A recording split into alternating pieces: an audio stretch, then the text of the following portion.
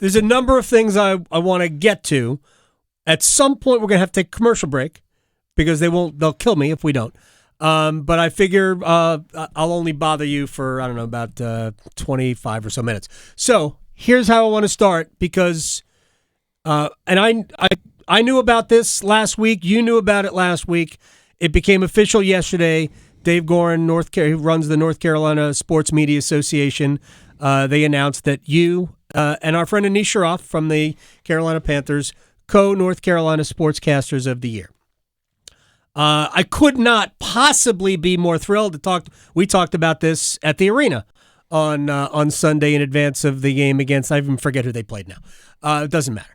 But I could not possibly be more thrilled. But I'm not the only one. So I think you'll recognize the voice of John Forsland here. Well, buddy, I want to congratulate you on this honor that's, I think, a long time coming for you.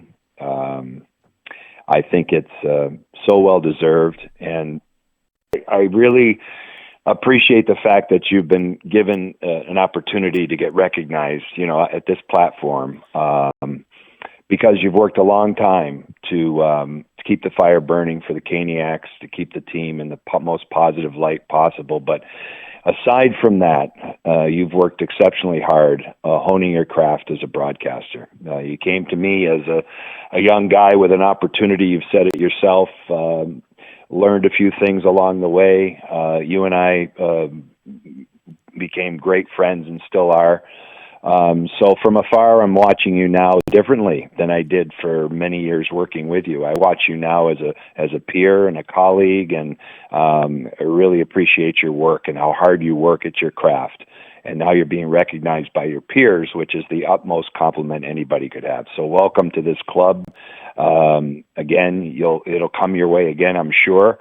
And the fans in that market are very lucky to have you game in, game out, day in, day out, year in, year out, carrying the flame and the torch for the Carolina Hurricanes organization. Great job. There you go. So John wanted to wish you, wanted to congratulate you for that.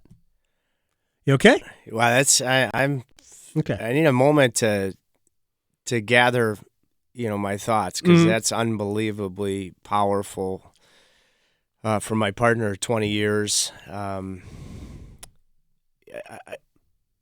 it's powerful. My first reflection is, because everything he said is absolutely right on the mark, as always. And, I got given the opportunity with zero experience from Pete Carmanis, the longtime owner of the team, when I was 24 years old, second year in Greensboro, and it took me, I'll establish it sequentially.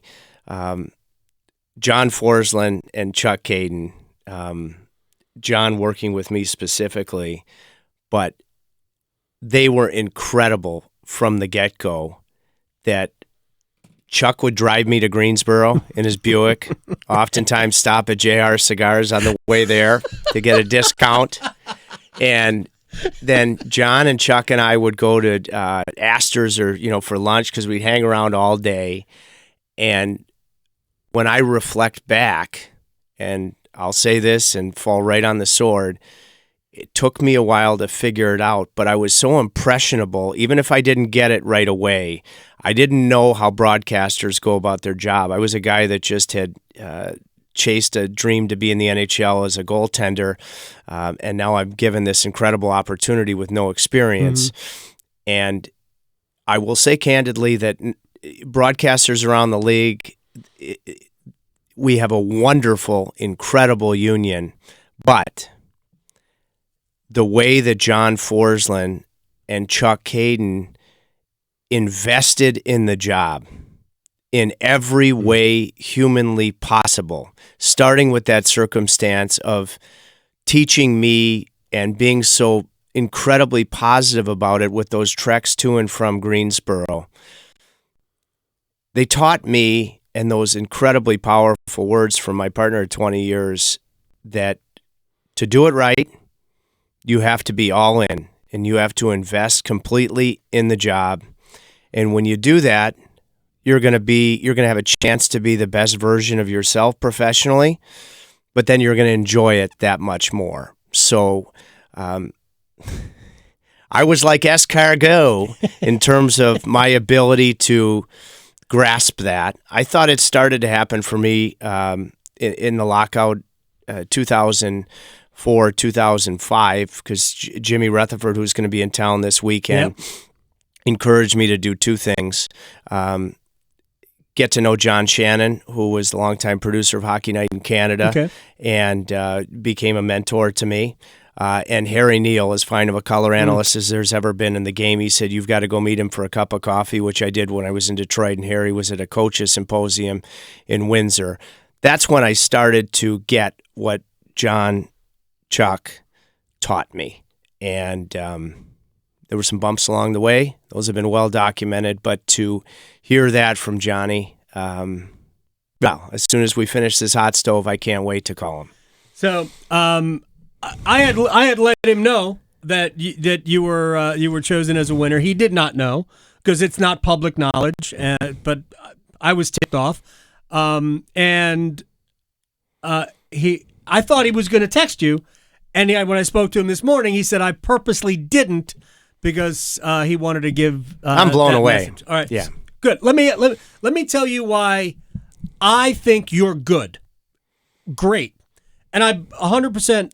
I say this about we're local broadcasters, because when you say something during a game, I believe it. And the only way I can believe it is if you are telling it straight. We all root for the team. I root for the Hurricanes. You root for the Hurricanes. When John was doing the games, he roots for the Hurricanes. But the best local broadcasts, to me, are the ones who are saying, nope, we screwed that up. That's a bet. That's a call that we got to break. I need to believe that. And I can't believe it if, I'll just use an example. I don't mean to be mean towards Jack Edwards. Zero chance I can believe anything Jack Edwards ever said as a Boston Bruins broadcaster because it was so homerific. Now, I think, was it Andy Brickley worked with him. Very good analyst. Brickley was great. Elite, in my opinion. Brickley was great. He was like the yin to the yang, right? But I can believe when you say something because I do think you play it down the middle. Obviously, you want the Hurricanes to win. So, to me, that's, of all your great qualities, the personality, of course, is chief among them. The fact that I can believe what you say is important. So, first of all, that's incredibly meaningful, AG, and I'm going to keep working at just that. But it reminds me of, again, that first year with John and Jimmy Rutherford. Might have been our first trip to Madison Square Garden.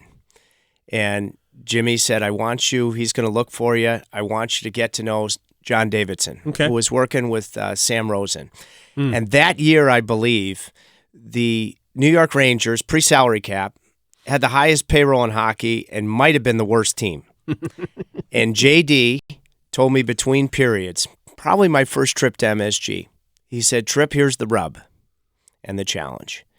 He said, you can satisfy the objective fan without throwing a player or the team under the bus and simultaneously sell the greatest game on the planet. And I've told JD this many times since, and specifically the 10 years without the playoffs. It takes preparation. It takes honing your craft, because people, I think, sometimes think objectivity is negativity, and booing safe landings at airports. No, you can achieve it by saying it in the right way. And that jumps to me. That maybe is it's certainly as good of a piece of advice as I've ever been given. And John Davidson, many would argue that he is I mentioned Harry Neal, the greatest color analyst in the history of the National Hockey League. And it doesn't play exactly into that incredibly meaningful compliment, AG, my brother. But what John also told me right from the get-go, when I was the very definition, I wasn't circular, I was rough around the edges. What John always said to me was, be yourself. be yourself. Be yourself. Let me ask you one more question in relation to the North Carolina Sportscaster of the Year honor. And then we're going to break, and then we're going to come back. We're going to talk about Eric Staal and a little bit about last night's game, or maybe just in big picture about the team. So my wife and I were talking about this, and she said something to me that I think is important, and I had not thought about it, so I'm going to give her the credit for thinking about it. What you've been through and where you are now, the fact that you are a sober person, mm-hmm. Is it more meaningful to you that you have come out on the other side? And I know it's a work in progress every day. Is it more meaningful to you because of that? Oh, heck yeah, to the ends of the earth in ways I couldn't quantify in words. What a great question.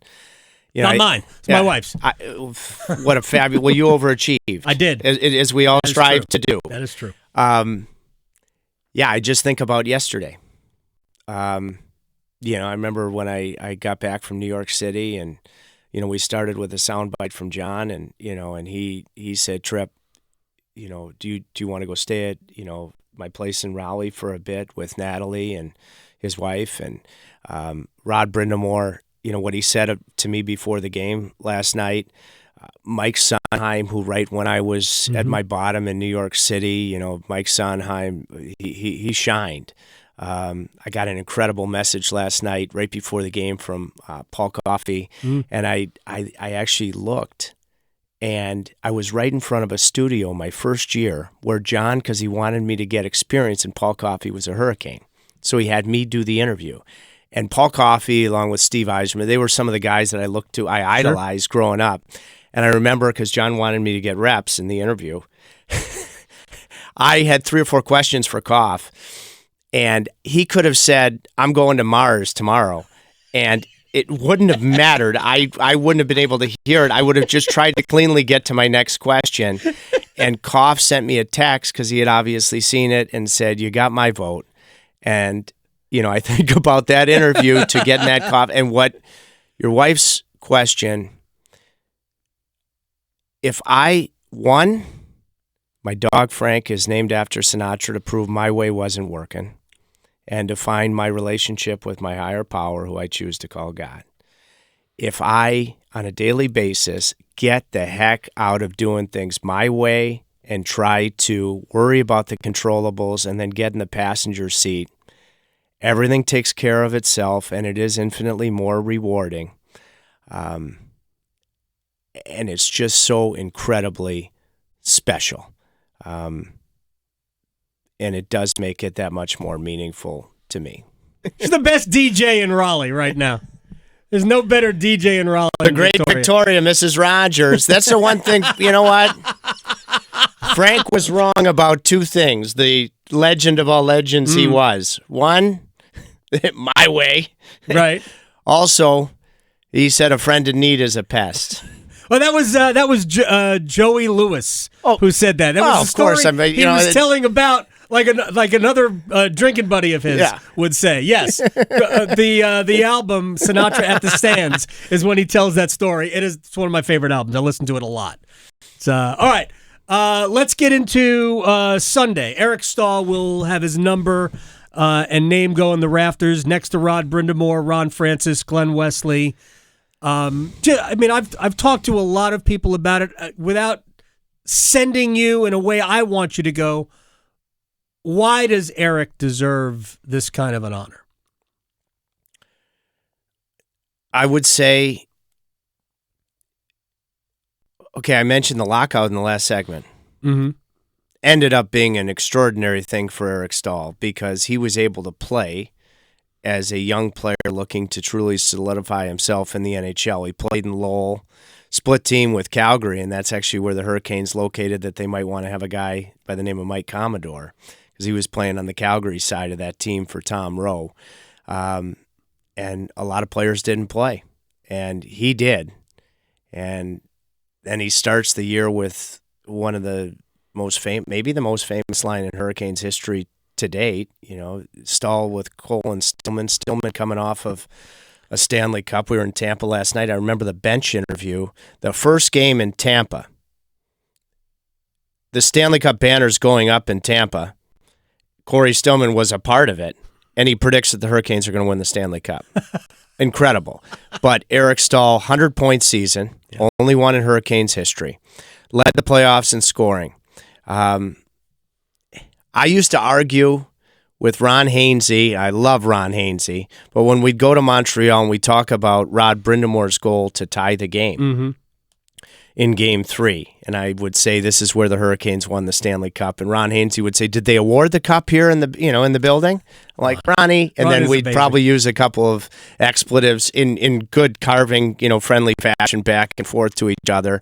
But the reason I bring that up is because after Brind'amour tied it, when Carolina was generating nothing, Eric Staal scored in overtime. And John said, it's a series now. And he had the huge goal. I know it ended up being a short series, but in Game 2 against the New Jersey Devils, where the trapezoid came into play, I've talked to Marty Brodeur about it a bunch of times, that if you hadn't made the rule change, New Jersey, who had won, I think, 16 straight going into that series, end of the regular season sweeping the Rangers, they were good. And that made that a short series. So Eric Staal, those are just a couple of those goals that changed the trajectory of the Cup run. He led the playoffs in scoring. 2009 solidified the shock at the Rock. I don't think I ever saw a player in the second round in the prime of Zdeno Chara over the course of 7 games wear down Zdeno Chara like he did. Scotty Walker was the hero, but I remember looking down from the booth, and at that point, Eric Staal had beaten Zdeno Chara. And then I look at the grace behind the scenes during the lean years without the playoffs of how much he cared. I mean, all-star, perfect face of the franchise when the all-star was here in Raleigh, was an all-star MVP, I believe, when it was in Atlanta. But Eric Staal, with all of that responsibility and that losing, the way that he handled it. And then the final thing I would say, a coffee in beautiful Vancouver, who'll be here Friday before a game out there. And at that point, Eric Staal knew that they weren't going to come to a new contract extension agreement. He knew that he was going to end up being moved. And he had seen 2 guys in particular, Jacob Slavin and Brett Pesce, that were on the blue line, and we're having a coffee with this gorgeous Vancouver scenery before getting on the bus to go to the game behind us, and he was beyond heartbroken, and he said, "Tripp, I've been here for all this, and now there is light at the end of the tunnel, and I've got to leave." I hope that puts it together why his number should be retired. That's a great story. And Tripp Tracy is in studio with us. Obviously, it's the Adam Gold Show. My dealing with Eric, much like my dealing with Jordan, and Jordan was on earlier today, and I told him when he got, I ain't talking about the game last night. I have no interest in talking to you about the game, and I'm sure he's done playing it over in his mind. But my dealings with Eric were all essentially post-game. And I was there. I mean, I was in the locker room. I'm not in the locker room anymore after games, so I'm upstairs because I have all those things to do after the games. So I don't go into locker rooms after games. I kind of miss that. It's harder for me to connect with players. I know most of them. They know who I am when we talk before games, whatever. But my dealings with Eric were all post-game, and to watch him grow as I'll just use the term spokesman. By the end, he was outstanding. I never doubted his ability as a captain, all of that. But it's not easy to be the front face of that, especially when when it's not going well. And I remember when Jordan was the co-captain, which is the dumbest thing in the history of anything, with Justin Falk, who I loved, by the way. He really didn't embrace it like maybe he could have or should have. I think he was kind of uncomfortable with it, maybe. Of course, it's also post-brother. Post-Williams, different story. I think he grew into it, and I consider Jordan and Eric like the same for me now. But there was so much, you use the term grace, and he was comfortable in that role. I thought he was great. I feel bad that it ended poorly for him with the fan base here. That's my biggest regret, was maybe not being able to not protect him, but to try to set as many wrongs right with the form that I've got. Because I thought he and both Cam Ward both, were completely like, they did not realize how great those two players were. Unequivocally and absolutely agree. And I think there's every argument that he's in the Hall of Fame, that Cam, I think he should be up there too. I agree. But what I think about with what's coming in a few days, what an opportunity. Mm-hmm. What an opportunity to have the ending and the send-off for a guy that couldn't be more deserving as his number goes to the rafters. That's all of these. This is the first jersey retirement since Rod Brind'amour. Mm-hmm. But that, you just so eloquently captured it, of what the opportunity is Sunday, in the roar that will be there from the huge Caniacs. No question. I'm sure Eric's going to deliver an extraordinary speech. He's a great communicator. Mm-hmm. The number of alums, whether it be Stanley Cup alums or players, line mates throughout his career that are coming. It's wonderful for the Carolina Hurricanes. It's huge for the Carolina Hurricanes.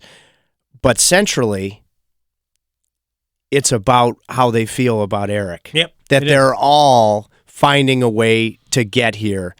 And it's just an amazing opportunity to be able to have the ninth inning of a legendary career that has you joining Rod Brind'amour, Glenn Wesley, and Ron Francis in the rafters, to send him off in a way that you weren't able to send him off when he went to New York. All right, let's get to a bigger picture conversation. It's a little bit about last night because I think it's indicative, right?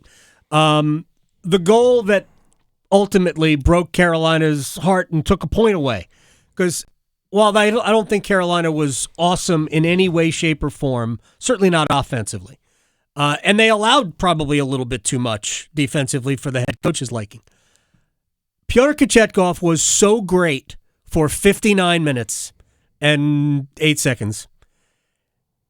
The goal that lost the game, it's avoidable in other ways, but ultimately, the guy down the other end's probably not allowing that goal. And it's hard for, I think, a lot of fans to kind of wrestle with how great he was for 59 minutes and then say at the same time, and I said it last night on the podcast, they needed better there. And that, you use the phrase all the time, you're only as good as the goals you allow. As great as he was, that goal probably can't happen. It's fact. So I think at one point during the simulcast in the third period, I mentioned at that point, Kochetkov, when the game was tied, was one better than Vasilevsky, because as hopeful as we are as it's going to be a springboard for Svechnikov, whether it goes off Glendening's stick or not, he's got to have that. Yeah, but 100%. They laughed about it, the two of them. Yeah, what's the crux? It happened in the second period. Right. When the game's on the line in the third period, and you mentioned, one, there were other players that could have done things better, whether it be Svechnikov and Jordan Staal, who had a sensational game, yeah, and the elite nature of Kucherov and Braden Point. But when you look at it, as soon as Braden Point gets the puck on his backhand, Kochetkov, who had played big all night, first thing he does is drop to his knees on the goal line. So he's playing small and he's playing catch-up. Point makes an elite play to go from his backhand to his forehand, but dropping to your knees when you could have been on top of your paint like you were the entire game, which would have given you the appropriate time to get aggressive with your stick with a player on his backhand that doesn't even allow him to get to the forehand. And then with his athletic ability to move, in this case from right to left, he's not going to have to reach, and he's not going to have an area between his arm and his body. So if you're just calling facts with the game on the line and what would have been, regardless of what would have happened in overtime, a very valuable point in the stretch of 5 and 7, if you're going to be a number one goaltender, as outstanding as every other chapter was in his night, you got to make that save. And the truth is that over the last 2.5, 3 weeks, we've seen a lot more good things from him than not. I'll go back to, was it before Christmas, the game in New York, or after, whatever it was. The game in Florida. I don't know if he outplayed Bobrovsky because Carolina could have scored 6 goals on Bob, but he played with him. I mean, you couldn't have slid a piece of paper between them, and he was as good, maybe better than Vasilevsky was last night until the 59th minute or the 60th minute. So we have seen a lot more of the good, and I don't think we're that far away from maybe closing that deal. But that was a tough one. I do think, even though patience is tough, and it was, by the way, nice to see Anderson on the ice as the third goalie for the first time today. But it tells you it's there. But say if Cam Ward was right between us right now, you only get so many opportunities. But I do think when you've seen that it's there, when patience is very you have to try to continue to be patient, because some of these complete efforts, whether it be against Bobrovsky or whether it be against Shesterkin or whether it be against Sorokin in a home win against the Islanders, those are 3 that pop to me. It's there. But, he's going to have to learn from last night, and I'll just give you one example. Because he took a breath. Mental and then physical. There was a play in the second period where Tampa had full possession of the puck in their own end. And they quickly turned it over. And Natchez, I believe, had a great chance on Vasilevsky. Yep. And when you look, there was a nice camera angle from behind Vasilevsky. And you could see when his team had full possession, he didn't take a breath.